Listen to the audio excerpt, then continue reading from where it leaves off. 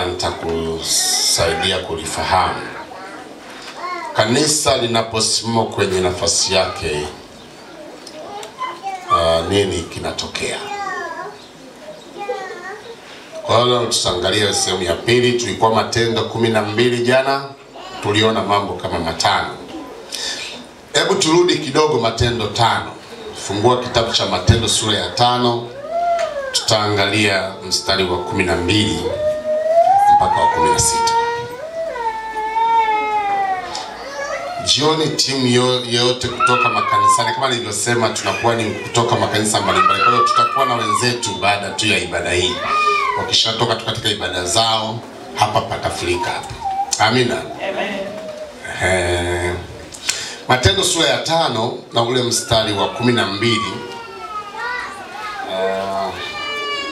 Tutakwenda mpaka 16. Biblia inasema hivi: na mikono ya mitume zikafanyika ishara na maajabu mengi katika watu, na wote waliokuwako kwa nia moja katika ukumbi wa Sulemani. Na katika wote wengine hapana hata mmoja aliyethubutu kuambatana nao, ila watu waliowaadhimisha. Walioamini wakazidi kuongezeka kwa Bwana, wengi wanaume na wanawake. Tuko pamoja? Hata ikawa katika njia kuu hutoa nje wagonjwa na kuwaweka juu ya majamvi na magodoro, ili Petro akija, ingawa kivuli chake kimwangukie mmojawapo wao. Na katika makutano ya watu wa miji iliyoko kando kando ya Yerusalemu, wakakutanika wakileta wagonjwa nao walioudhiwa na pepo wachafu, nao wote wakaponywa. Na Mungu alibariki neno lake. Amen. Ukishasoma tu vifungu unajua ninachotaka kuzungumza, kwamba yako matokeo ya uamsho. Tuko pamoja?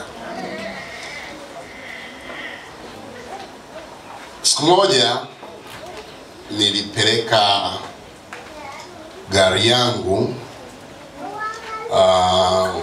garage kwa ajili ya kufanya overhauling. Nilikuwa na gari ndogo Mark II Grand. Walipoifungua ile engine kwa ajili ya kufanya overhauling, mle ndani walikuta kitu fulani kama thermometer. Tuko pamoja? Wale wamiliki gari wanajua. Yule fundi mechanic akaniambia hivi, hivi kwetu hivi ni kama tu thermometer vya kwenye gari. Anaongea tu kirahisi. Tuko pamoja?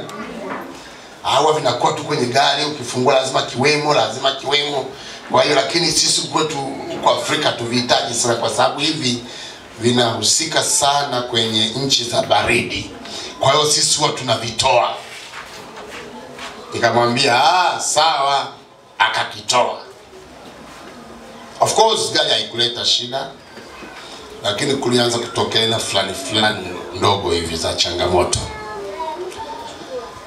Na juzi gari yangu, fundi wangu hii nyingine kubwa, tulipofungua kufanya overhauling ile gari, akakakuta tena na kwenye kama. Akasema hivi ni thermometer, ni maneno yale.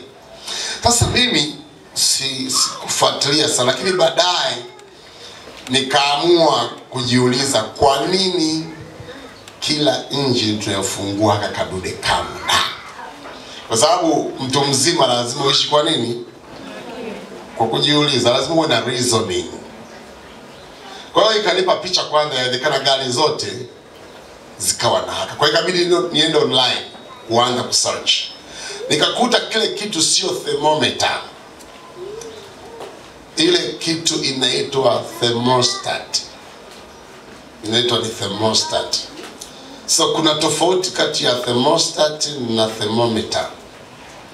Tuko pamoja? Naomba utanielewa tu ninakoelekea. Thermostat ni kama thermometer, lakini tofauti yake ni kwamba yenyewe ndiyo inaamua hali ya hewa ya mahali. Tuko pamoja? Yaani kale ka thermostat kalikomo kwenye engine kazi yake ni kuangalia injini, yamkini katika uchemshaji wake labda kuna mechanical defect fulani haiko sawa, kwa hiyo Kenya kana change ile hali ya engine mle ndani.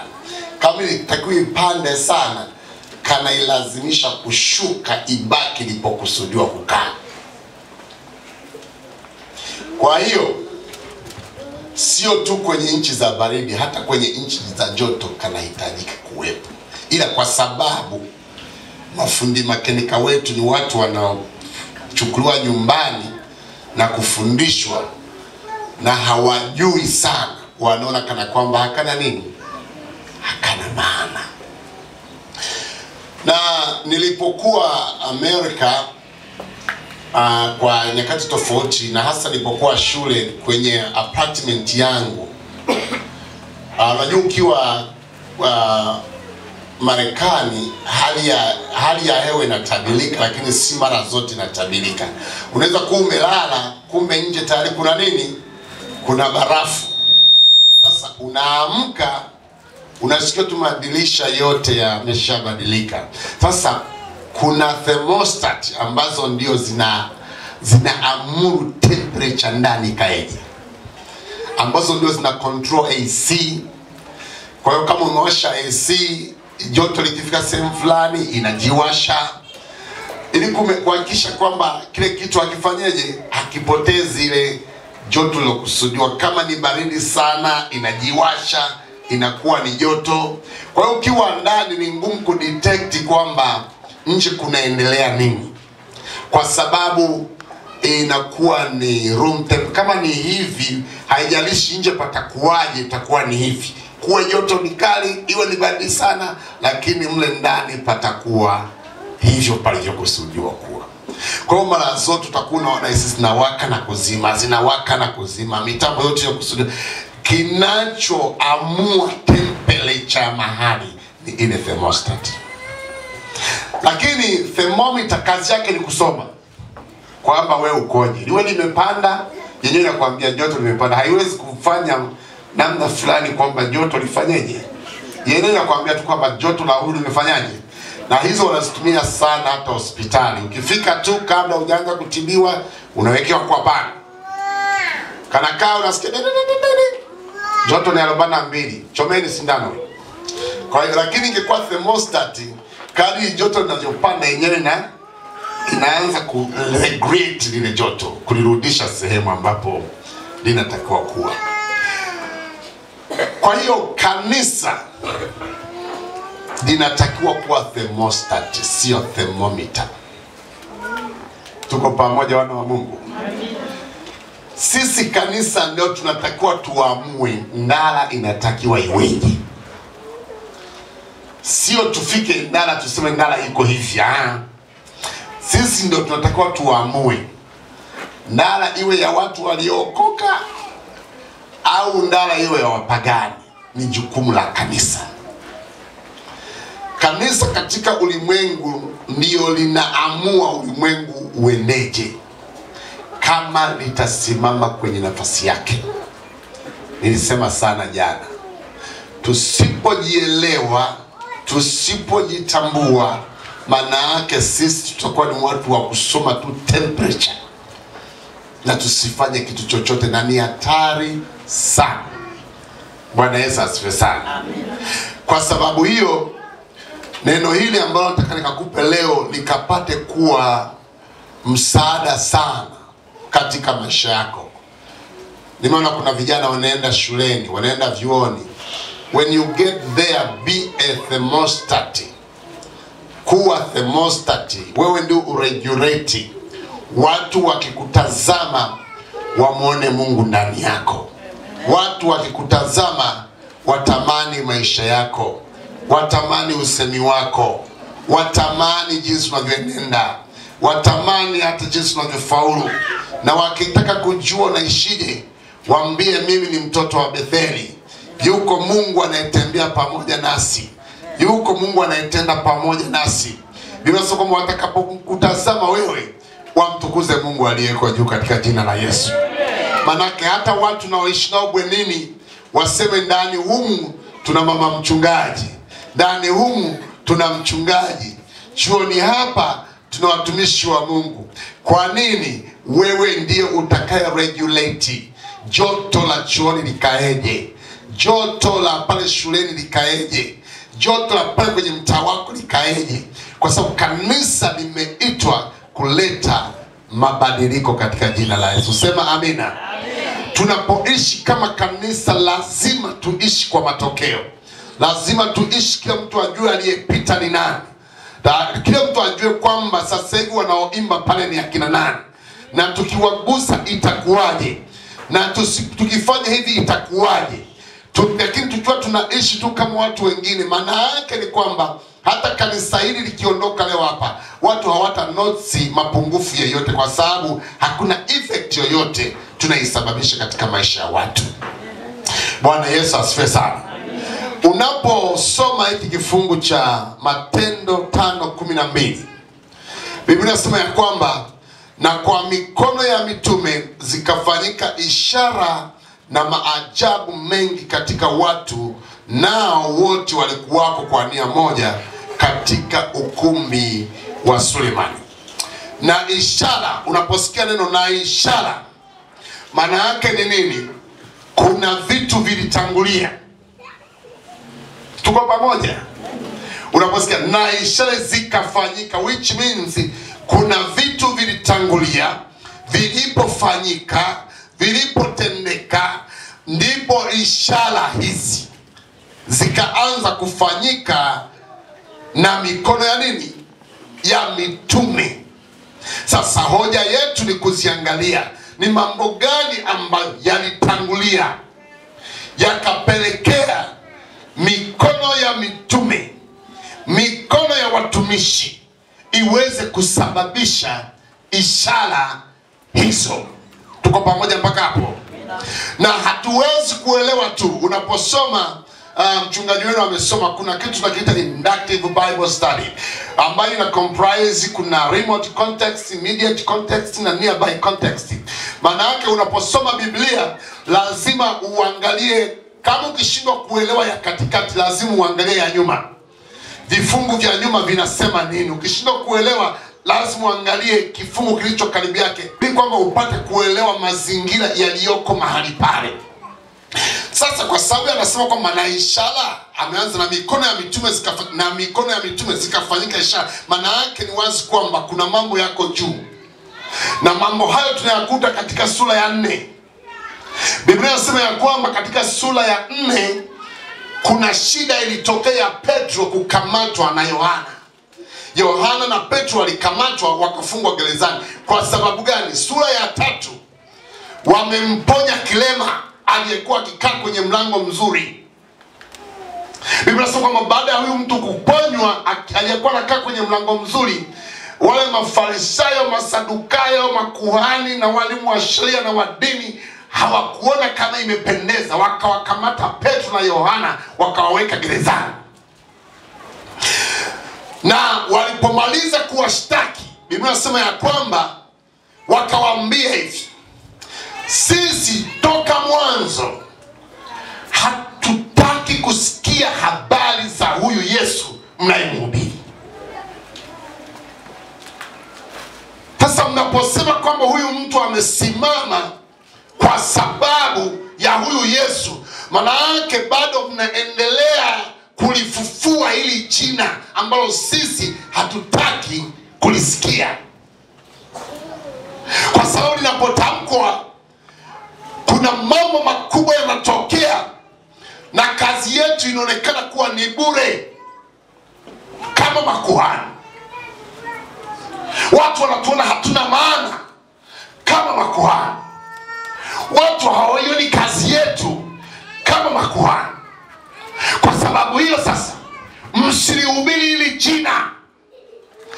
Petro na Yohana, Biblia inasema kwamba wakiwa wamejawa Roho Mtakatifu wakasema hivi, sisi ni bora kumtii Mungu kuliko kuwatii wanadamu. Bwana Yesu asifiwe sana. Kwa habari ya kunyamaza juu ya hili jina hatuwezi, kwa sababu tumeishi na huyu mwenye jina, tumeona aliyofanya huyu mwenye jina, tumeona matendo makubwa. Watu walipokuwa na njaa walikula, tulipofika baharini tulitembea juu ya maji, tulipokutana na pepo ziliwatoka watu, wale waliokuwa ni wamepoza walitakaswa, kila mtu na changamoto yake. Tulipolitamka jina la Bwana tuliona matendo makubwa ya Mungu yanatokea. Kwa habari ya kutuambia kwamba tusihubiri hili jina la Yesu, ni heri kumtii Mungu kuliko kuwatii wanadamu. Kwa tutahubiri jina la Bwana, iwe asubuhi, iwe mchana, iwe jioni. Hata kama ni kupoteza maisha yetu, tuko tayari kupoteza maisha yetu, lakini jina la Bwana wetu Yesu Kristo lazima lieleweke katikati ya jamii. Sema amina kama unanielewa. Tunasema kwamba wakasema hapana, wakasema na sisi hapana, nyamazeni, hatuwezi kunyamaza, tokeni, hatuwezi kutoka. Tunasema kwamba walipotoka mahali pale, tunasema kwamba wakaanza kuelekea ambako kanisa lilikokuwa likiomba. Walipofika kule, tunasema kwamba kanisa likaanza kuwaombea. Soma sura ya 4:23 mpaka 31.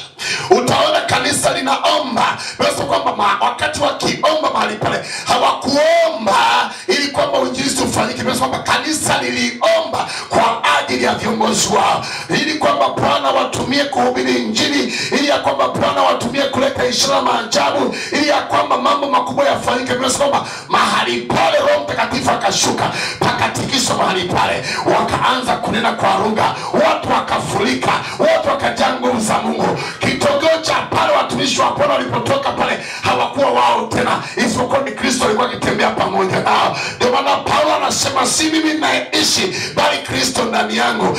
Alipotoka ile sura ya kwanza Matendo, wakakutana na mtu anaitwa Anania na Safira. Basi kwamba wakafika wamedanganya, wamesema uongo ya kwamba watatoa sehemu ya fedha ya ile ardhi wanakwenda kuiuza. Baada ya kutotimiza ile jambo, kwa sababu Roho Mtakatifu alikuwa akitembea na watumishi wake, walikufa mbele ya madhabahu na wote wakazikwa, kwa sababu Roho Mtakatifu tayari alikuwa ameanza kuoperate na kanisa. Amen. Kwa hiyo Biblia inasema kwamba kwa tendo hilo watu wakajawa hofu, wengine wakaanza kurudi nyuma, lakini waliona kwamba ni jambo la msingi, wakaungana nao. Biblia kutokea pale, kwa sababu ya yale maombi yaliyofanywa na watakatifu, nguvu za Mungu zikajaa watumishi wa Bwana, ishara zikaanza kufanyika kupitia mikono ya mitume. Sema amina kama unanielewa. Ndio tunafika mahali hapa sasa kwamba ishara zikaanza kufanyika na watumishi wa Mungu. Sasa kuna mambo matatu nataka tuyaone pale. Jambo la kwanza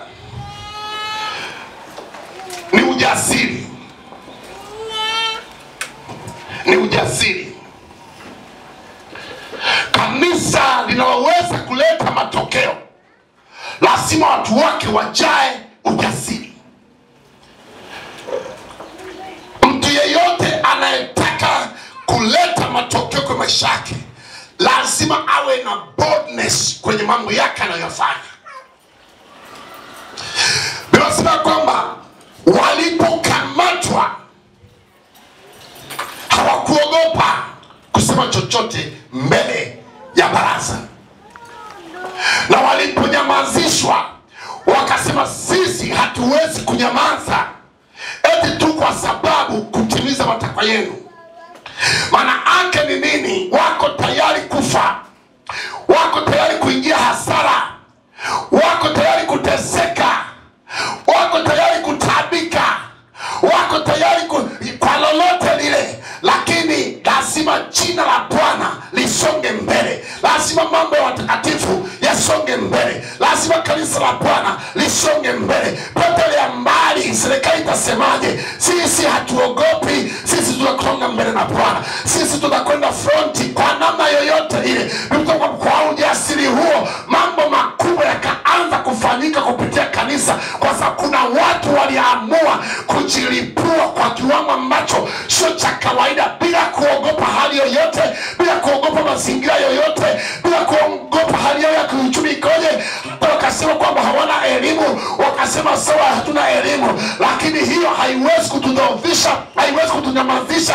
Sisi tutasonga mbele katika jina la Yesu. Nataka nikwambie mpendwa, asubuhi ya leo ya kwamba ukitaka kuleta mabadiliko kwenye maisha yako, ukitaka kuleta mambo makubwa yafanyike kwenye hali yako, uwe ni mtu uliyejaa ujasiri. Jiamini katika jina la Yesu Kristo, kwa sababu usipojiamini hakuna atakayefanya aliyo ya kwako. Usipojiamini hakuna atakayetenda aliyo ya kwako. Usipojiamini hakuna atakayesimama hapa kuleta neno la Bwana. Hakuna atakayekwenda mtaani kuuza hizo nyanya kwa ajili yako. Hakuna atakayekwenda mtaani kuuza hivyo vitumbua kwa ajili yako. Ili ulete mabadiliko, weka ujasiri katika jina la Yesu. Jikubali katika jina la Yesu. Jihakikishe katika jina la Yesu, kwa sababu wako watu watasimama, watakupinga, watakutisha, watakudhoofisha, lakini kitu pekee kitakachokusaidia uweze kupenya ni ule ujasiri utakao kuondoka katika jina la Yesu Kristo. Nje na hapo hauwezi ukafika. Amina. Hauwezi ukafika.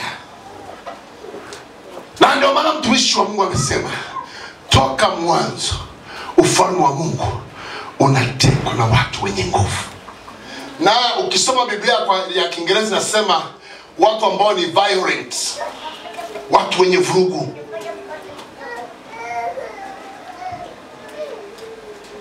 Hata kuna watu mnafikiri kwamba mtaleta mabadiliko eti kwa kulegealegea. Hakunaga kitu kama hicho. Kitisho tu umeanza kulia, kitisho tu umezila. Sikia, utakuwa hivyo hivyo mwaka hadi mwaka, mwaka hadi mwaka. Hata unapoona wachawi wanaruka ni ujasiri.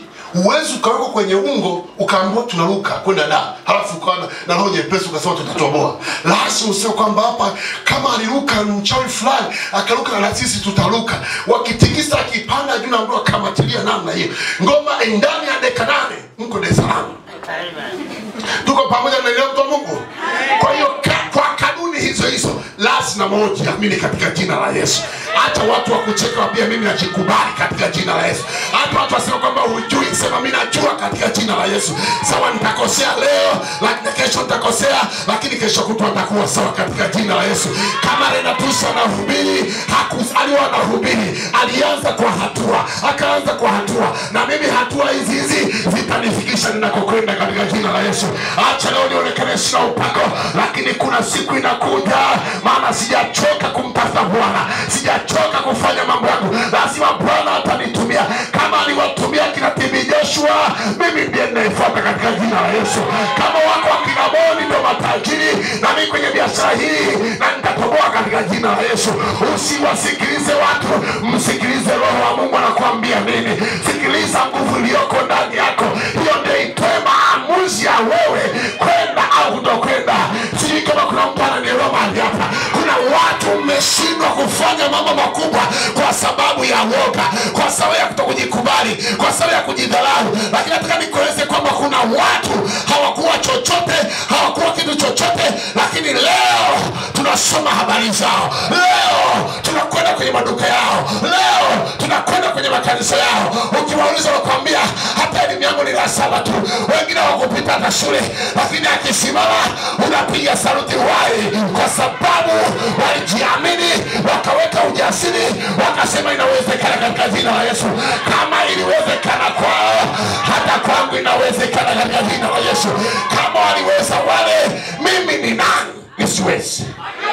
Lazima ujivishe ujasiri. Amen. Usiwe mtu wa kuwa unaogopa tu. Kipindi naenda Marekani kwa mara ya kwanza, yaani kwanza picha lilianzia kwenye kupanda tu ndege.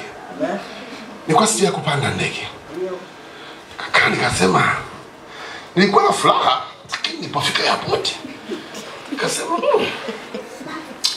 mtoto wa Kisukuma nimekufa bila kuzikwa. Wanaweza siweza. Unajua wale mliopanda ndege mnaelewa. Ukikaona kanavyotembea nikasema atakuwa kweli hapa. Nikasema kama kuna watu wametoka Dar es Salaam na imetua, na baada watu wanapanda wanaenda, hata mimi nitafika. Nikaingia tusiti kama unavyotujua, nikakaa. Sema ikachungulia kwa nje. Nikasema kweli ng'ombe kala ng'ombe hii. Bwana Yesu asifiwe sana. Wale unajua ni kama haja take off huko vizuri tu. Kalipoanza kuwaka kakawasha injini ya kwanza, injini ya pili, ni maelekezo mengi. Nafahamu leo mliopanda ndege, maelekezo mara wadada wamekuja, ukiona sijui taya hivi fanya hivi, ukiona sijui nini tazame waka. Nikasema kitu kimejaa maelekezo mengi, tutasoma kweli. Ukiuliza najua mchungaji, maisha yenu utafikia naongea mambo ya busara. Mabinti wa humu ndani wanahangaika tu, mara wajivae tu modo twao, mara wamejaribu kuvaa tu tight, mara wamevaa tu vijana wapo tu mambo haya. Mabinti wamevaa vimino. Sasa hivi mabinti wanavaa yani sketi utafikia wamevaa neti namna hii. Maana mambo hayaendi. Vijana wako wanachana ndevu tu baada ronda.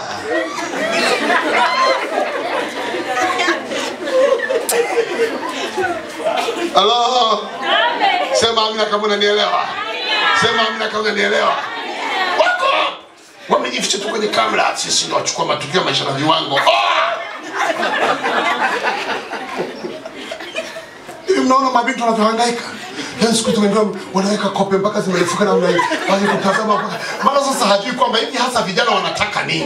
Haelewi kwamba nilivaa kimini sijaonwa. Nikajaribu kuvaa kichungaji, basi kama mchungaji watu wamevaa nguo mpaka zinavuta chini utafikiri hakuna. Sasa hivi mtu anavaa tight anatoka nje namna hii. Sasa kinachofuata ni ile Isaya sasa. Ni kukufuata. Tunaomba uwe mke wetu. Sasa namna hivi hapa sitoki. Ya vijana kwa namna gani nyewe? Ni roho ya uoga. Ni roho ya uoga. Nilimwambia mke wangu kwamba as long as uko na mimi uko salama katika jina la Yesu. Mimi najiamini. Najiamini na mwanamke anapenda mtu anayejiamini. Pita naye anasema kwamba yuko na mwanaume. Mbona unatembea umelegea tu? Bwana Yesu asifiwe mtumishi. Amina. Tembea kama mwanaume. Namna hii katika jina la Yesu. Watu wanasema ni nani? Yule ni mlokole, ni pastor kufia neno na yule ndio mke wake. Ukigusa inawaka kwako katika jina la Yesu. Sema mimi kama unanielewa. Hao watu ndio wameleta mabadiliko. Hao watu ndio wataijenga Betheli katika jina la Yesu. Kwa sababu kuna watu watakuja watasema hapa ni kanisa nataka kuondolewa. Unawaambia hapa tulishafika na tuondoke. Na kesho tunaanza kuchimba msingi katika jina la Yesu. Mtu akiinuka unasikia mkiingia kwenye maombi kinaita katika jina la Yesu. Kesho anakuja na connect mnampa ushemasi. Sema amina. Anaanza kuwa shahidi kama ilivyokuwa Sauli, lakini hayawezi kutokea ni mpaka nguvu ya ujasiri iwepo. Amina. Hivyo jiamini. Mpendo fanyaje? Jiamini. Ndio maana hata ndoto unaota za ajabu ajabu. Unajua ukiwa umechoka sana hata vitu vinakuja vya ajabu ajabu. Unakwenda kulala, kuna mtu mmoja kana niambia, mchungaji ndio nimeshangaa. Nikilala hata sere mara unashtukia kama uko kanisani. Wakati uko kanisani unaona kama vile umekufa wewe, alafu wewe ndio uko kwenye msiba. Yaani unajua hizi ndoto bana. Wakati unashughulika na msiba mara unashtukia uko kwenye harusi unafunga ndoa, lakini bibi harusi ametuma viberiti dukani. Hiyo yote ni kujiamini. Nakumbuka mimi nimekulia kijijini. Wachawi walikuwa hawahamishwi kwa maombi. Kama kuna wasukuma wazuri waliokaa vijijini hapa. Jamaa tu nilimfuata bibi mmoja namwambia, bibi, homa kwangu asikatike. Sasa ni hivi. Akifa mwanangu na wewe umekufa. Tumemaliza, ninaondoka. Kesho asubuhi mkiamka nyumba bibi ameshahama na hajui yuko wapi. Jamaa tuliwala tuweza kwamba tuombeni wachawi. Bibi, homa kwangu asikatiki na wewe ndio inaonekana unachezea mji wangu. Sasa kifa mwanangu na wewe umekufa. Kesho nakuta nyumba iko wazi, bibi kahama. Ujasiri. Ujasiri. Hata mabinti mnapotongozwa msilegee sije. Unajua?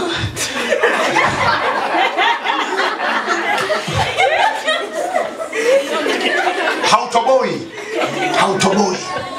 Hautoboi. Hautoboi. Hautoboi. Hii akusema tutaliona kesho. Hautoboi. Mtu akikusemesha mwambie unasemaje Rich? Mbona uko hivyo? Wewe zungumza unasemaje? Utamwona mwenyewe. Basi nilikuwa nakutania tunaondoka. Nini? Kwa sababu umesimama kwa ujasiri katika jina. Lakini ukiinama tu imekula kwako. Imekula kwako. Imekula kwako. Lazima ujiamini katika jina la Yesu. Lazima ujikubali katika jina la Yesu. Petro akasema najua tumefanya kitu na hiki kitu tuna uhakika nacho kitatusaidia. Kwa sababu hiyo hakuna wa kutunyamazisha. Ninasema kwamba kanisa likafanya miujiza, mikono ya mitume ikaponya wagonjwa mpaka vitambaa. Kwa sababu kila mmoja ilibidi sasa akae pembeni, aliache kanisa lichukue nafasi yake. Sema amina kama unanielewa. Inawezekana kanisa la Mungu la Betheli, inawezekana watakatifu wa Mungu wa Shinyanga, kwa ujasiri ambao tutauvaa tunaweza tukajenga madhabahu za maombi hapa. Amina. Amen. Amen. Amen. Amina. Mmenielewa? Amen. Jambo la pili, ukisoma historia ya Biblia unaona kwamba kuna mshikamano uliotokea katikati ya kanisa. Maana yake nini? Naposema mshikamano, Biblia inasema ya kwamba katika historia ya Wayahudi mwanamke hakuthaminiwa. Maana kulikuwa na umoja ndio uliosababisha matokeo. Ule mshikamano waliokuwa nao, ule umoja waliokuwa nao ulileta matokeo. Maana yake nini? Maana yake baada tu ya Kristo kufufuka na Kristo kuondoka na mitume kuanza kazi zao kwa nguvu, Biblia inasema kwamba lile swala kwamba huyu ni mwanamke, huyu ni mwanaume, huyu sijui ni hahesabiki kwenye sheria, huyu sijui anahesabika kwenye sheria, huyu sijui anajua kusoma, huyu hajui kusoma, kwamba wewe likaondoka, wakayatoa yote. Biblia inasema kwamba hata Petro na Yohana walikuwa hawajawahi kukaa pamoja, kwa sababu Petro alikuwa ni mjuaji, Yohana alikuwa ni mkimya. Lakini kitendo tu cha Yesu kuondoka na kuachilia nguvu, Petro na Yohana wakaungana wakawa kitu kimoja. Maana yake ule umoja ukasababisha joto la kiroho liwepo katikati ya kanisa. Watu wakawa kitu kimoja. Bila sio kwamba hata na wengine waliuza mali zao, ukiendelea kusoma, wakaleta miguuni pa mitume. Kila aliyekuwa na mahitaji, maana yake kama mimi sina hiki, aliyekuwa nacho aliweza kunisaidia. Ule mshikamano waliokuwa nao, kwamba leo fulani anauma yuko Mawaza, hakuna aliyesema kwamba sina nauli ya kwenda kumuona. Watu walisema niko tayari kuamka hata saa 10 ili saa 12 niwe getini katika jina la Yesu. Wale waliosema fulani kajifungua lakini anaishi Ndembezi na sisi tunaishi Nelegani, wasema kesho nitatenga muda kwenda kumuona na kumsaidia kuosha vyombo, nitamsaidia kupika mchana mpaka atakapopata nguvu katika jina la Yesu. Wapagani walikuwa wakiangalia namna hii, kukaona mshikamano mkubwa. Waliposikia fulani amelala njaa, wakasema haiwezekani katika mwili wa Kristo aweko mtu analala njaa. Nimesema kwamba hao watu wakachanga vitu vyao. Maana yake baada ya ibada kuna mwakilishi alitumwa na kanisa akapeleka chakula, akasema wana Betheli, tumesikia taarifa ya kwamba unahangaika na sisi hatuwezi kukubali ukateseka, maana wewe ni sehemu ya familia. Nimesema kwamba ulimpatia chakula akala. Kanisa likawa halina mahitaji, kanisa likasimama, wanawake wakasimama wakaihubiri injili kwa nguvu, na kila aliyesimama, hakuna aliyesema kwamba huyu anajifanya najua. Watu waliona kwamba ni Bwana anamtumia, watu waliona kwamba ni wakati wa Mungu kuinua kina mama. Wakina mama wakasimama wakaanza kuomba, vijana wakasimama wakaanza kuomba, wapaba wakasimama wakaanza kuomba. Kila mtu akawa na jukumu la kufanya katika jina la Yesu. Wengine kazi yao ikawa ni kupokea tu wageni, haijalishi amechaguliwa na mchungaji hajachaguliwa na mchungaji. Akiona kuna mgeni anamwambia karibu kanisani, jisikie uko hemani mwa Bwana. Anakaa mahali pale, maneno yakaondoka katikati. Wakikutana wanasema Yesu ni Bwana, wanasema Yesu atukuzwe mahali hapa. Kukaweko na umoja wenye nguvu. Basi kwamba walipolitazama kanisa wakasema hakika pale yuko Mungu anatembea, hakika pale kuna upendo wa Bwana unatembea, hakika pale kuna kitu cha tofauti. Kanisa likaongezeka kutoka 5,000 mpaka 7,000, kwa sababu walipotazama kila mmoja hakuwa na ya kwake, kila mmoja aliona kwa mwenzake ni bora kuliko ya kwake. Nasema ishara zikaanza kufanyika katikati ya kanisa katika jina la Yesu Kristo.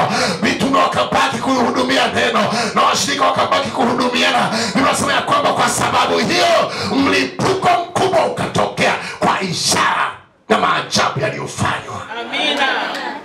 Sio tunaelewana? Amen. Utengano umelidhoofisha kanisa. Maneno yamelidhoofisha kanisa.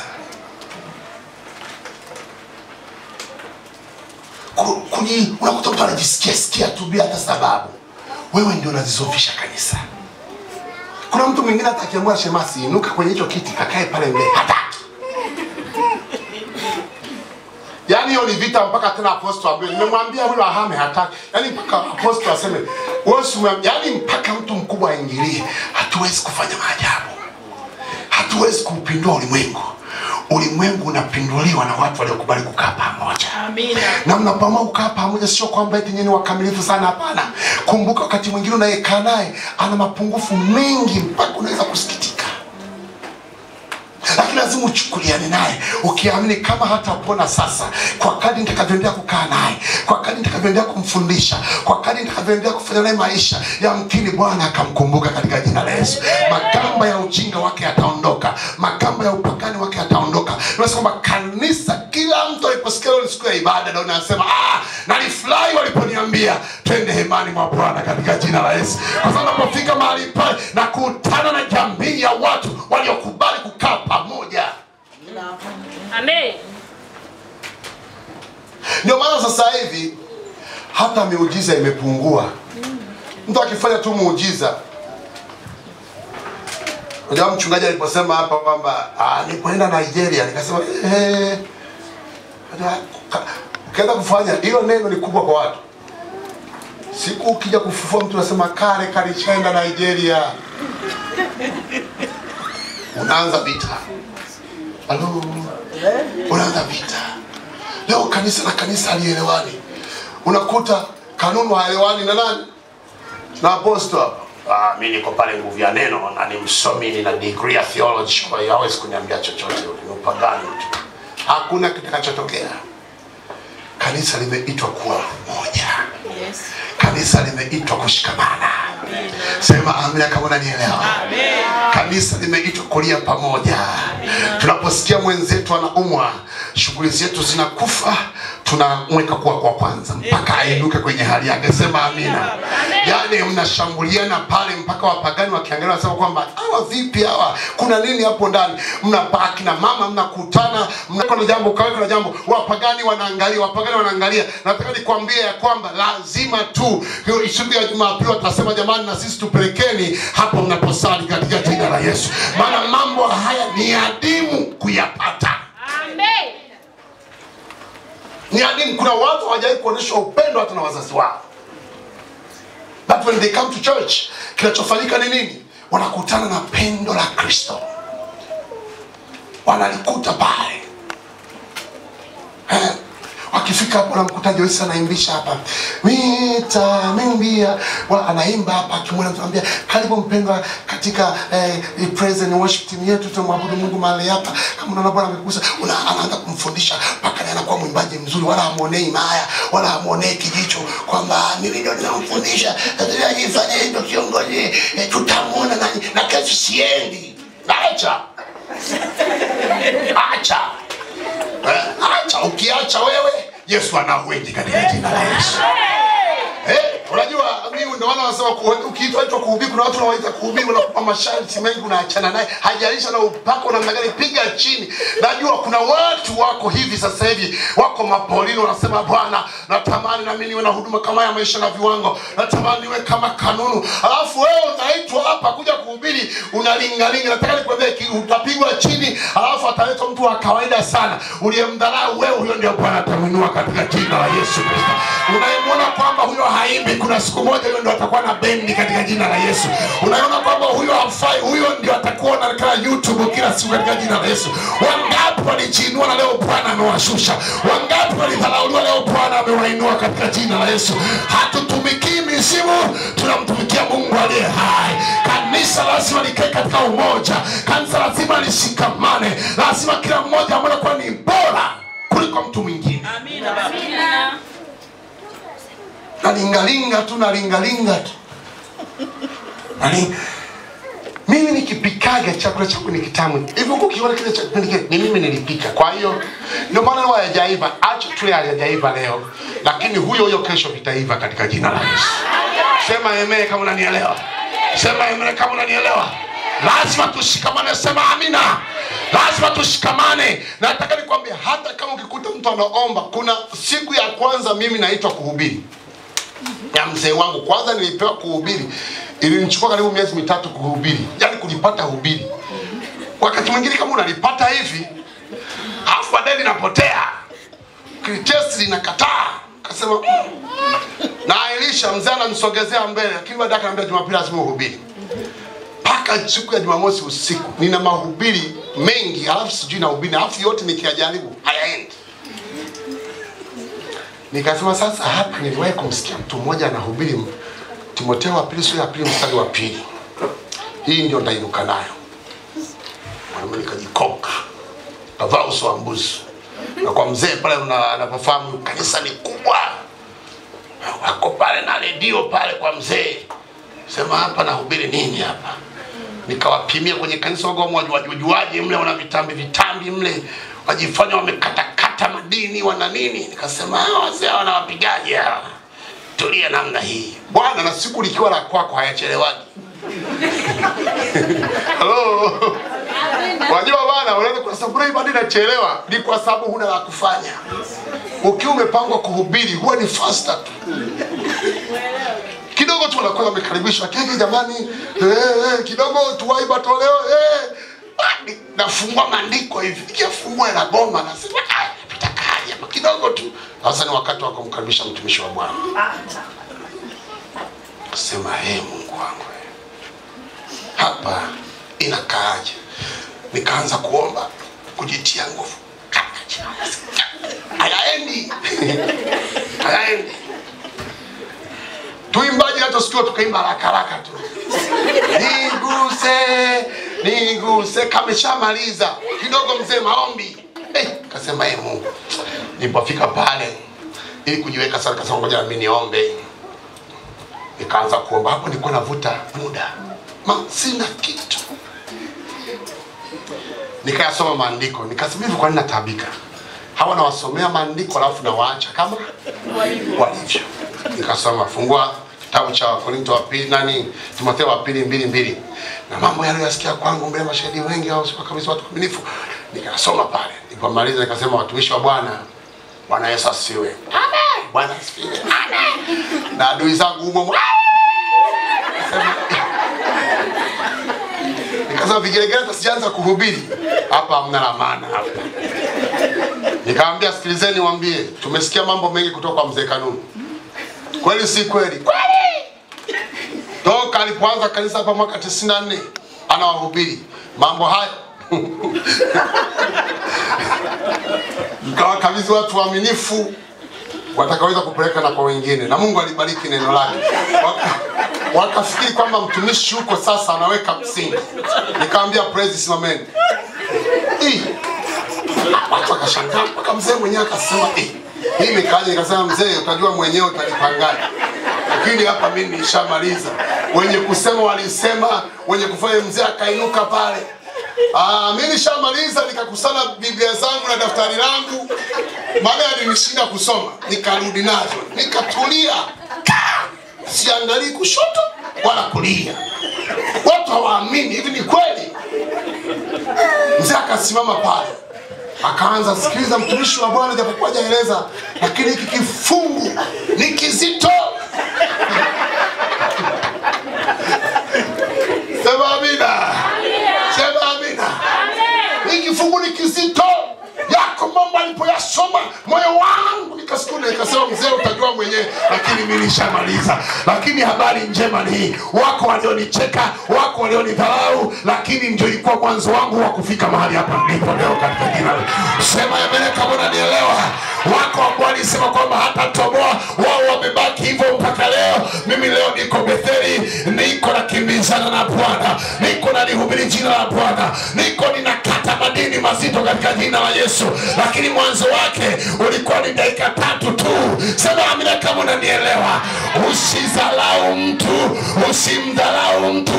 Hujui kesho yake ikoje, hujui Bwana amemwandalia nini. Nataka nikueleze, yule unayemwona kwamba hakufai leo, huyo ndiye atakayekuuguza kesho katika jina la Yesu. Huyo unayemwona kwamba maombi yake hayafai leo, huyo ndiye atakayekuombea kesho katika jina la Yesu. Huyo unayemwona kwamba hawezi kuhubiri leo, huyo ndiye atakuwa mchungaji wako katika jina la Yesu. Nataka nikueleze, usimkatie mtu hali bado anapumua. Bado Bwana ana kazi na kila mtu. Njia pekee ni lazima tushikamane, lazima tutiane moyo, lazima tuhimizane, lazima tutembee kwa pamoja. Tutaona jinsi Bwana atakachotutumia kama kanisa. Sema amina. Kwa mikono ya mitume ishara zikafanyika kwa sababu walishikamana. Unajua kuna watu wanadharau sana. Hivi nani mnaelewa kwamba Anania uponyaji wake ulikuwa umebebwa na yule mtumwa?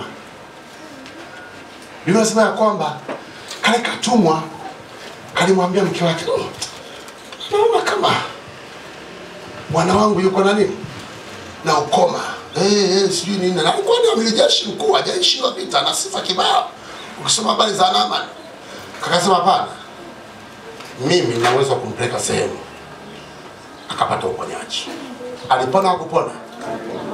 Na aliyemfanyia connection ni yule mtumwa wake, yule kijakazi wa ndani. Wewe unawafanya kazi, unawapelekesha, utafikiri punda. Lakini nataka nikueleze, kuna siri wangekupa, lakini kwa sababu ya ukorofi wako hawawezi kukupa hizo siri. Kuna mambo wangekwambia, lakini kwa sababu hauko pamoja nao hawawezi kukwambia. Kuna vitu vinaharibika na wao wanajua ni kwa nini vinaharibika, lakini kwa sababu ya jinsi ulivyo wameamua mwacheni kama alivyo. Lakini ungekaa nao vizuri, ukawathamini, ukawapa ule utu kama mtu aliye katika mwili wa Kristo, hata wangesema kweli tunaishi kwa mama aliyeokoka, tunaishi kwa baba aliyeokoka, hata jambo likitokea watakupa siri kwamba uharibifu wa hili ni fulani. Mshikamano, mshikamano. Kanisa leo kila mtu ana mambo yake, kila mtu ana mambo yake. Manabii si tumebaki kunapiga tu, halo Bwana Yesu asifiwe mwanangu, sijaona zaka yako. Wewe unaomba zaka hata Mungu hujamfanyia. Bana, we need to be one. Halo mabinti wanaenda mashuleni, apigieni simu. Unaendeleaje mtu wa Mungu? Ilinde imani. Miaka 3 4 soma, tunakuombea. Unamtia moyo, anajua ni nani ndugu. Msipomwona mwenzenu kanisani lazima mseme kwa nini fulani na wiki moja tumwone kanisani. Sio kawaida wake. Lazima tuende tukamwone. Akina mama, kama ni kijana, vijana, tafuta kijana mwenzetu yuko wapi? Mnaenda mahali pale. Kuna watoto tunasali nao hapa, wazazi wao wasali. Kama umepata shida, nendeni mkakaone. Wanashtukia, wamekuja wa mama kama wanajielewa 4 5. Tunakuja kuona katoto kama miaka labda 5 6, hatujaka wanajina wapili jamani. Jamani kanisa, unaweza kushtukia ili kanisa lina upendo. Wanaacha kazi zao kuja kumuona huyu wa miaka 5 6. Anasema wewe unamuona huyu, lakini sisi tunamuona ni yule katika jina la Yesu. Sema amina kama unanielewa. Nataka nikueleze, akasema hili ndio kanisa lenye nguvu. Hili ndio kanisa lenye kutenda, mambo yatabadilika. Amina. Sasa kila mtu inaweza kutokea hata harusi kanisani, watu wachangi na ni Wakristo wale. Kisa aliyemchumbia alitaka amchumbie fulani. Sasa wasaje amchumbia, anatengeneza mgomo. Weka hivyo hivyo. Usipochanga watachanga hata wapagani. Na utashtukia sisi tunasherehekea tunaanga hii. Hallelujah. Hey. Wote kuna unanuna lakini mambo yafanyaje? tuwe na umoja katika jina la Yesu. Tushikamane wana Betheli katika jina la Yesu. Kama kuna mtu ulitiafiana naye, leo ni siku ya matengenezo. Sema amina. Mwambie nimekusamehe bure katika jina la Yesu. Haijalishi ulifanyia nini, nimekusamehe bure. Nataka ninje 2026 nikiwa clean katika jina la Yesu. Kwa sababu tunatamani uamsho uanzie mahali hapa. Tunatamani wakifika hapo watu waseme kweli hapa hii ni madhabahu ya Mungu. Amina. Watu wana umoja. Amen. Mtu ambaye hasali hapa, mkishamuona sio wa kwenu, akitoka tu mnaye. Mtumishi wa Mungu karibu sana. Tumefurahi kuabudu na wewe. Samahani wewe sio unaitwa nani? Mimi naitwa fulani, naabudu wapi? Naabudu sana fulani. Mimi wanaje ibada yetu au kwa nini mbali sasa? Siku nyingine ukipata muda, karibu tena. Unafikiri mtu ataacha? Hawezi. Gonga snake zake. Mnamwangalia kuanzia mlangoni. Sio tu. Paka afika na kiti anakosa. Wenyeji wamekaa, mgeni anaanza kuhangaika pa kukaa. Hapo anaanza yeye kuja mbele. Kaja akapata kwa kashine. Alitegemea mimi nisimame, nimpishe kwenye kiti. Mimi sio wa hivyo. Na mimi nikaa kwa makusudi nione ananitoa. Sasa kwa sababu naye waeleza na wao akili zao ni mbaya, wanasema na umemnyosha.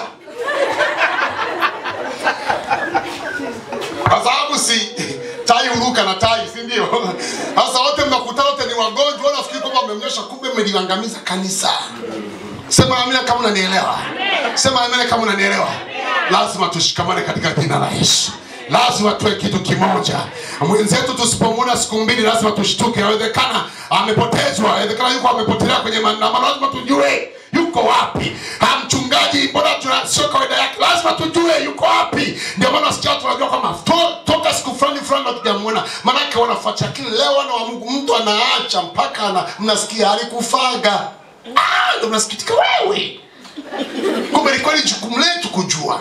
Kanisa likikaa kwenye unity. Ndio kwamba wanaume na wanawake wakakaa kwa pamoja, wakaungana. Tunaelewa watu wa Mungu? Amina. Kuna watu hapa wana mambo mazito sana, imani zao bado ziko chini. Akitoka kanisani, akifika nyumbani anavaa mpigi. Msiwaseme. Mwambie kweli unavaa mpigi lakini imekaa hivi. Msaidie. Siku moja atakuja kushuhudia hapa. Na kwamba uvumilivu wenu katika kunivumilia kwenye mapungufu yangu, mmeokoa nafsi yangu katika jina la Yesu. Sema amina kama unanielewa. Amina. Sema amina kama unanielewa. Amina. Tutaliona kanisa la Mungu. Tutaiona Betheli ya tofauti. Sema amina. Amen. Na mwisho, Nimesema kwanza ni ujasiri, la pili umoja au mshikamano, lakini la tatu nimesema kwamba kanisa liliomba. Ukisoma sura ya 4 nimesema kwamba baada ya Petro na Yohana kutoka kule gerezani, kilichofuatia waliondoka wakaenda sehemu kanisa lilipo. Na jana nilisoma walipofika kule nimesema kwamba wakaomba. Na nimesema kwamba walipoomba waliomba kwa ajili ya viongozi wao. Tuko pamoja? Waliomba kwa ajili ya viongozi wao. Nini wachoomba? Baba, ukisoma mstari 30 hapo kuanzia 28 29 30, anasema Baba, ukawatumia wajoli wako, ukawatumia katika viwango vikubwa, wape karama za kuponya, wape karama za kufundisha, wape karama za kuhubiri. Bwana Yesu wawezeshe. Maana yake mambo yaliyoanza kutokea katika mstari wa 12 ni mambo ambayo kanisa liliyatamka kwenye maombi kwa ajili ya viongozi wao. Ndio maana Biblia kwamba ishara na miujiza ikafanyika kwa mitume, kwa mikono ya mitume, hata vitambaa vya mitume, hata vimvuli vya mitume. Why? Kwa sababu katika sura ya 28 pale mpaka 31 Biblia kwamba walipoanza kuomba waliyatamka hayo, kwamba katika mikono yao weka upako Bwana Yesu, katika vitambaa vyao weka upako Bwana Yesu, katika nguo zao weka roho za uponyaji, katika midomo yao weka neno lako. Maana yake kanisa halikutaka tu kwamba lenyewe ndio liombewe, si kwamba kila siku matungo wanasimama kuomba hapa, kwamba kila siku kanuni wanasimama kuomba hapa. Wakasema hapana, sasa sasa ni zamu ya sisi kama kanisa la Bwana kusimama na viongozi wetu katika jina la Yesu. Tunaona kuna vitu haviendi sawa katika uongozi, na Biblia inasema kwamba shetani mara zote huwa anataka kukamata uongozi, anampiga mchungaji, anapiga viongozi. Hawa kishapoteza uelekeo, maana yake na kanisa linapoteza uelekeo. Maana yake mchungaji akishaharibikiwa, uwe na uhakika kanisa limeharibikiwa. Shemasa akishaharibikiwa, uwe na uhakika kanisa limeharibikiwa. Shirika tiba akishaharibikiwa, uwe na uhakika kila mtu ataharibikiwa. Kwa nini? Kwa sababu kiongozi ndiye anayeamua kanisa likaeje, haya mambo yaendeje. Ukiona kitu kimefaulu ni kwa sababu ya uongozi, ukiona kitu kimefeli ni kwa sababu ya uongozi.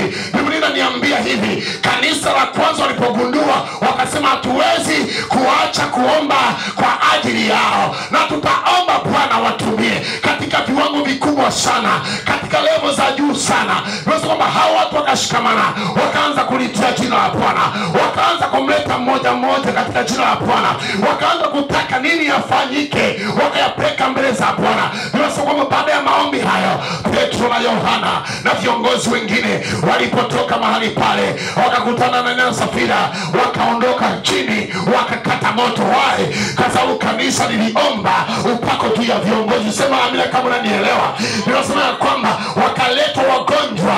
Biblia inasema walipofikishwa kwa Petro na Yohana, walipoachia mikono yao, wagonjwa walipokea uponyaji wae, kwa sababu kanisa lilisema katika mikono ya mitume na manabii kujae kwa upako wa uponyaji katika jina la Yesu. Ninasema kwamba hata walipoenda kulihubiri neno, siku ya watu 3,000 wakampokea Yesu Kristo kuwa Bwana na Mwokozi wa maisha yao wae, kwa sababu kanisa liliomba kwa ajili ya neno la Bwana lihubiriwe na viongozi. Na tutuma asubuhi ya leo, jenga tabia ya kuomba kwa ajili ya viongozi wako.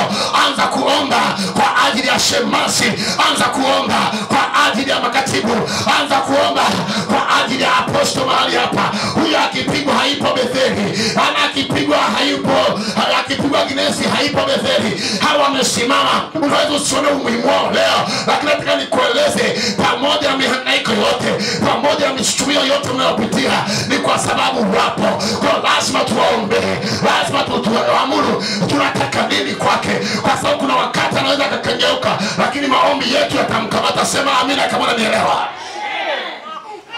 Kanisa sio liombewe tu. Mtu yeyote aliyeko mbele yako, anayesimama kwa niaba yako, hakikisha unamweka kwenye mikono ya Mungu. Hata kama ni mume wako,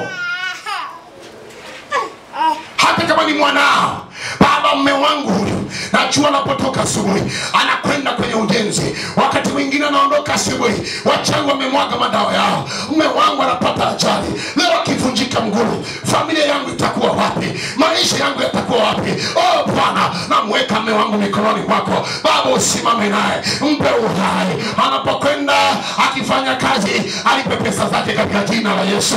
Baba, ninaombea mwanangu leo akifa, nitahangaika mimi na ukoo wangu. Unaweka mbele za Bwana. Bwana anatuagiza kuomba kwa ajili ya walioko mbele yetu, kwa sababu hawa ndio wameshikilia hatima zetu, hawa ndio wameshikilia ndoto zetu, hawa ndio wameshikilia uponyaji wetu.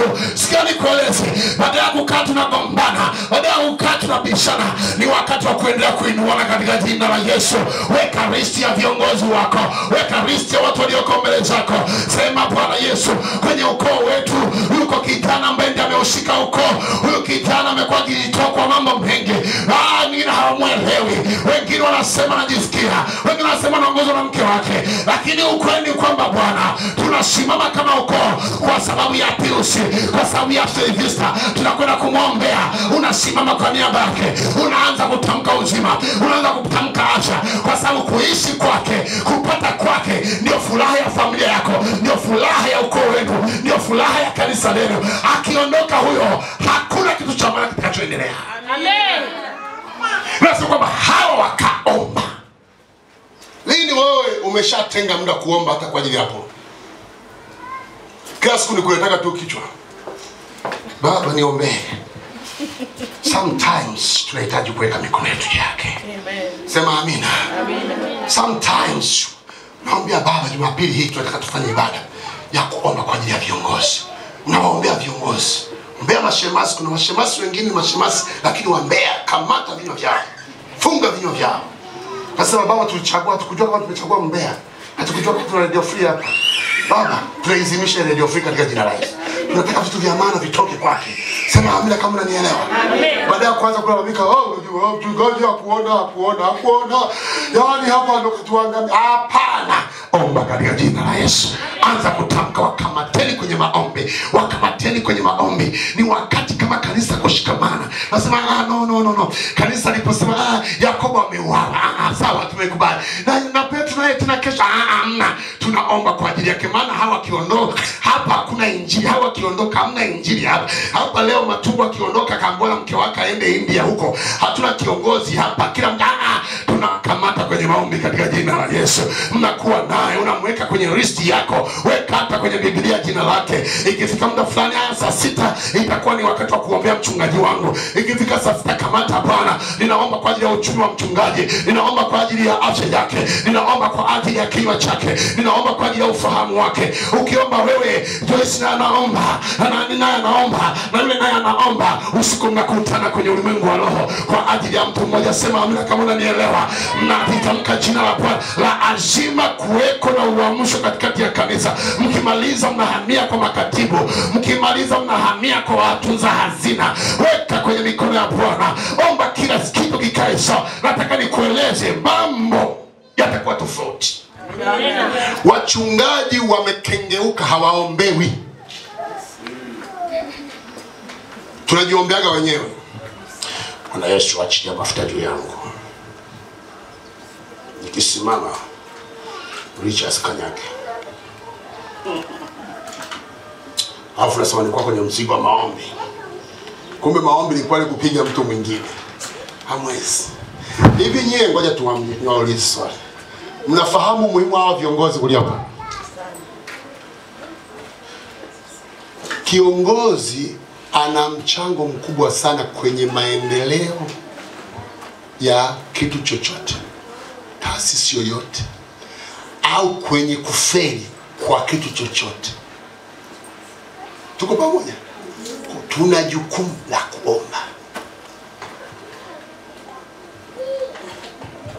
Tuna jukumu la kuomba. Jukumu la kuomba. Kanisa likijua wajibu wake, kwa sababu ukiomba kwa ajili ya Pastor Agnes pale, ambaye ndio sasa anaukulia utumishi, hajawa na mwanga mkubwa, kesho ukimuona hata amesimama kwenye jukwaa, na atasimama, nakwambia atasimama. Asiposimama hapa, madhabahu ya maisha na viwango itaanguka. Amen. Sema amina kama unanielewa. Amen. Mimi wanakuza vijana, hawa kina Rich mnawaona wanahubiri. Vijana ndio mtawaona wengi. Hawa vijana nawapa kwa sababu nawaombea. Nikishamaliza kuwaombea nawaambia kesho tahubiri, nataka nione maombi yamefanyaje kazi. Nikimwona analipuka, nikimwona mambo kuna viwote wanatembea, nasema ni maombi yangu katika jina la Yesu. Na mtu yeyote ukimwombea utampenda. Utampenda. Kwa sababu mimi nikishamwombea nikaona anafanya mambo makubwa, taendelea kuwekeza zaidi juu yake. Na yeye kumbe na yana niombea kwamba mtunze mzee. Bwana Yesu, mzee akiondoka leo bado kuna mambo mengi sijayafikia Bwana. Hakikisha unamshikilia huyo mzee hata kama hata tabiri leo, lakini awepo Bwana. Hekima zake sasa, na mimi natamka tena kwa mtu mwingine, kanisa linakuwa na joto la msikia. Kanisa likikosa maombi ya namna hiyo, ni rahisi vitu vingine kuingia. Ni lini umeomba kwa ajili ya viongozi wa kanisa hili? Au ndo siku yetu tulipokuja kuwasimika tu hapa, Baba wabariki? Sometimes tengeni ibada ya kuombea viongozi. Na viongozi wanajishuka kabisa. Kikuta kiongozi hawezi kuombea, ana changamoto zake. Kwa nini wasikuombea watoto wako? Ni sometimes nawataka watoto wangu nyumbani, njoni mniombea hapa, nikifa mimi hapa mtangaika. Ombeni wai, mwambieni Bwana asinichukue mapema. Vinaanza tunamwombea Baba asife. Kanajua nikiendelea kuishi kataendelea kula kitimoto. Kanajua nikiendelea kuishi kataendelea kupanda gari la shule kana kwenda shuleni. Kanajua. Wanawake waume zenu waombeeni, sio kugombana tu. Mimi siwezi kuombea. Naomba unapata hela, unapeleka kwa mara zako. Mimi siwezi wa ujinga. Sawa. Akiondoka ndo utajua. Liombee tu hivyo. Sema amina. Amina. Mimi mwenyewe namuombeaga mke wangu wakati mwingine, baba, naomba tu umshike huyu mama japokuwa na changamoto zake, lakini najua angalau tumekubaliana kwenye vichwa vyetu. Naomba Bwana Yesu umshike, kwa sababu unayemuona kwamba hakufai, ndugu yangu, ukienda upande wa pili utarudi umeshika kichwa unalia hivi. Hali mbaya. Kwa unaombea. Sema amina. Nilisa kama kanisa likaanza kuombea viongozi. Kanisa likaanza kuomba kwa ajili ya viongozi. Kanisa likaanza kuomba. Viongozi wakapokea moto. Viongozi ambao wameanza kuchoka ule moto ukaanza kupanda ndani. Wakaanza kusikia hali ya wito, wakaanza kusikia hali ya upako, na wenyewe wakaanza kuconnect katika jina la Yesu. Kanisa linaomba, Baba mbariki Kanunu kuendelea maisha na viwango. Asija karudi nyuma tena, afungua milango ya kifedha. Omba na mimi niko kwa Bwana Yesu. Ninaomba kwa ajili ya Shinyanga, naomba kwa ajili ya hii timu yangu niona wakati tunapishana kwenye ulimwengu wa roho namna hiyo. Nikisimama na achilia nondo katika jina la Yesu. Akisimama mwenye praise anaachilia praise inayoeleweka. Akisimama pia kwenye mitambo haiharibiki, mambo yanakwenda. Watu wanasema hii timu imejipanga. Sio kwa tumejipanga, tumemruhusu Bwana aingilie madhabahu ya katika jina la Yesu. Tumemruhusu Bwana aingilie kati kwenye praise, kwa wana maombi, aingilie kwa mchungaji, kila mmoja anapokea. Na kwa hata kama leo nimechoka sijaomba, najua kuna mtu usiku ataniinua katika jina la Yesu. Wakati yeye amechoka na mimi siku nina nguvu, na muinua katika jina la Yesu. Kanisa likapata nguvu, kanisa likapata nguvu, kanisa likapata nguvu. Hata wale ambao walikuwa chembe za uzinzi na uongo na uasherati na vitu kama hivyo na uchawi kidogo, wakaanza kujiona hawastahili, wakaanza ukabidhi uganga wao, wakaanza ukabidhi madhaifu yao, wakayaacha namna hiyo. Bila kwamba kwa ishara na maajabu yakafanyika kwa mikono ya mitume. Hata watu sasa wakaanza kuleta wagonjwa, wanawapeka, wanatoa majumbani, wanawaleta sehemu sahihi. Wakifika mahali pale Petro haombi tena, yani kubandika mikono. Kanisa linaomba katika jina la Yesu. Kanisa linatanga katika jina la Yesu. Yeye anatoa tulitambaa. Mashemasi wamemshika kwenye maombi, waumini wake wamemshika kwenye maombi. Ikafikia hatua upako ukawa mkali, jamani kao linaangalia jua linachomozea wapi. Leo jua liko mahali huko, wekeni wagonjwa upande huu. Kanisa linaomba katika jina la Yesu. Baba mtumie Petro katika chochote atakachofanya. Tunataka tuona ishara na miujiza. Ninasema sikieni, kanisa linaomba, jua liko mahali hapa, kivuli kiko kuweka wagonjwa, linapita namna hii, linapita. Kila aliyekuwa ametoka anainuka katika jina la Yesu. Kivuli kimgusa anainuka. Why? Kwa sababu kanisa liliomba kwa ajili ya viongozi. Ni wakati wa kanisa kuomba kwa ajili yetu. Ni wakati wa kanisa kutuinua. Ni wakati wa kanisa, tamkeni majina yetu madhabahuni. Kanisa hakikisheni mnaomba, hakikisheni mnatukamata. Kuna vitu Bwana mweka ndani yetu. Kuna chembe ambazo ni kubwa ambazo hazijamea bado. Bwana akikutumia, Bwana akikuongoza kutuombea, kamata jina langu, kamata madhaifu yangu, yapeleke kwa Bwana. Tamka, utashangaa maombi yako. Anasema Biblia ya kwamba maombi ya mwenye haki yafaa sana kama ataomba kwa imani. Kwa kadri unavyoomba kwa imani, utashangaa viwete wanatembea, wabubu wanaongea, vipofu wanaona, kila kitu kinatokea. Why? Kwa sababu umekubali kuinject maombi yako kwa ajili ya viongozi. Amina.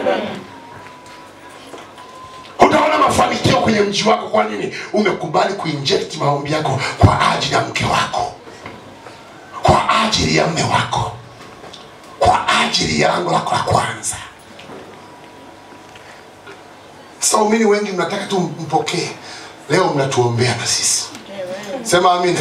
Amina. Sema amina. Amen. Leo Betheli mtaombea na sisi, mtuombee. Mimi hapa toka Ijumaa, Jumamosi jana naomba.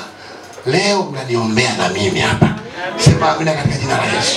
Kwa sababu tamani, najua kuna karama zimekaa mahali hapa. Ziko nguvu zimekaa mahali hapa.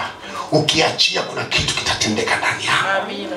Ukiachia kwa namna hiyo, nataka nikueleza hata tukikutana tutafurahiana, tutapongezana, kwa sababu kila mmoja atakuwa ameshiriki. Simama mahali ulipo.